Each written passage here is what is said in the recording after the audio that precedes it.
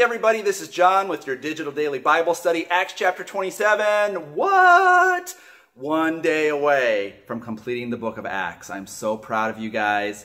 If you missed a couple days, there is grace. Catch up. Let's dive into Acts 27. We actually have a title for today's Bible study, Shipwreck. Remember that movie with Tom Hanks where he's talking to a volleyball? Because let's face it, if you were alone for 6 months on a desert island, you'd start talking to a volleyball too. Happens to the Apostle Paul. All right, so basically he just finished up talking to King Agrippa at Caesarea. At the end of Acts chapter 26, King Agrippa says, this man, this Paul, he didn't do anything wrong that deserves death or imprisonment. And Agrippa said to Festus, Paul could have been set free if he had not appealed to Caesar. So because Paul said, I demand an audience with Caesar, I said, good day, sir. I said, good day. Because Paul pulled that card, he's still getting shipped off to Rome. If he hadn't pulled the Caesar card, he would have been a free man. So we can look at that and say, wow, Paul did something really stupid. He made a bad decision. And yet God uses even our bad decisions to fulfill his will and his purposes. So if you've made a bad decision yesterday, watch and see how God might use that bad decision to fulfill his wills and purposes, because the purposes of God will never be thwarted by our silly mistakes.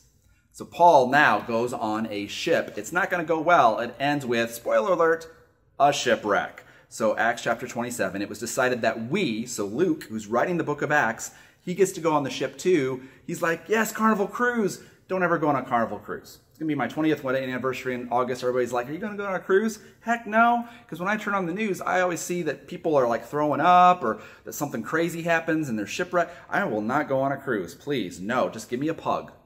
I just need a pug, people.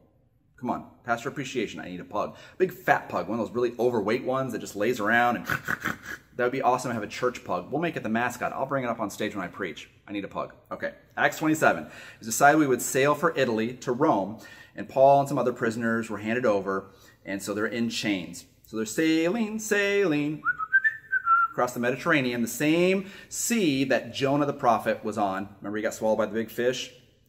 So Paul is sailing, it gets kind of windy, it gets kind of stormy, and I love this. In verse 9, Paul warned them. He said, hey dudes, hey men, I can see that our voyage is going to be disastrous. We're going to bring great loss to ship and cargo and to our own lives as well. So he's trying to give them a heads up, like, God gave me a word, and they're like, God, whatever, pass a beer. He's trying to warn them something bad's coming. So then we get to verse 13, there's a storm. Verse 14, hurricane force winds. They're getting tossed back and forth in a 2,000-year-old medieval boat. Man, they're throwing up chunks. It's pretty bad. It's pretty bad. And so verse 21, Paul stood up and he said, men, you should have taken my advice. It's the Bible's way of saying, I told you so. Meet me outside. How about that? I tried to tell you this is going to end badly. You guys need to listen to me and to God. And so things are not going well. But verse 22, Paul says, the ship will be destroyed. But last night an angel of God, whose I am, I love that, God, I'm God's. I don't belong to you. You're treating me like property in chains, but really I belong to God. This is all his will. So even when there's a storm, I can trust God. The God whose I am and whom I serve stood beside me and said, do not be afraid, Paul. You must stand trial before Caesar, and God has graciously given you the lives of all who sail with you. So all the the sailors are like, seasick and grumpy. And Paul says, I love this, verse 25. So take heart, guys. That's Paul, right? So keep up your courage, men. I have faith in God that it will happen just as he told me. Nevertheless, we must run aground on some island. So Paul says, bad news, ship's going to shipwreck. Good news, I'm going to make it to Caesar. You're coming with me. So here we are, the 14th night, 2 weeks in. They shipwreck, then they lower a escape hatch, and then Paul says, no, you can't do that. We got to stay together. And so then they cut the ropes, and people are like, why are you cutting the ropes? We needed that escape hatch. And so Paul urged them all to eat. Now, they're like, we don't have any food. And so here's what Paul says. I love this. He says, bring me the food. All right, you need to survive. Not one of you will lose a single hair from his head. Verse 35, Paul said this. He took some bread. He prayed. He blessed it. He gave thanks to God in front of them all. Then he broke the bread, and they began to eat. And look at this, verse 36. The sailors were all encouraged and ate some food, and altogether there were 276 of us on board. Isn't that amazing? They were out of food. They were shipwrecked. 276 of these grown men got fed. It was supernatural. It was like the food just appeared out of nowhere. These Hollywood special effects are brought to you by Life Church. Don't try this at home, kids. So the coffee just floated to me. Hopefully we didn't see the hand. Cheap special effects.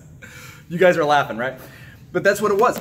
They had no food. They had nothing. Paul said, just trust God. He blessed what little they had, and God multiplied the food, just like with Jesus feeding the 5,000. Hello, people. So it's not about how much stuff you have. It's when you trust God with what you have, and you ask for his blessing, God can multiply your time, talents, and treasures for kingdom purposes. Are you trusting God with your sacrifices? And there's another sacrifice because they still have the shipwreck. Verse 41, the ship struck a sandbar, ran aground. The stern was broken to pieces by the pounding of the surf. The soldiers planned to kill the prisoners to prevent them from swimming away and escaping, but the centurion wanted to spare Paul's life and kept them from carrying out their plan. So they jumped, they swam to get to land, and in this way, everyone reached land in safety. And so the word of the Lord was true. Not a single hair on your head will be lost, except in Paul's case, he was bald like me, so he didn't have to worry about that. So storms may come, shipwrecks may really rock your boat, but we can trust God when he says, I will take care of your resources. And this shipwreck is going to be for the purposes I have in your life. When you trust God, when you trust the Carpenter King, wow, that's when the miracle can happen. So are you trusting? Are you sacrificing? And like Paul, you have a whatever it takes faith. Gang, tomorrow is the grand finale. Get the pastries out. You deserve a donut. We're doing Acts 28. We're going to wrap up the book of Acts together. It's going to be awesome. I can't wait. And the best is yet to come.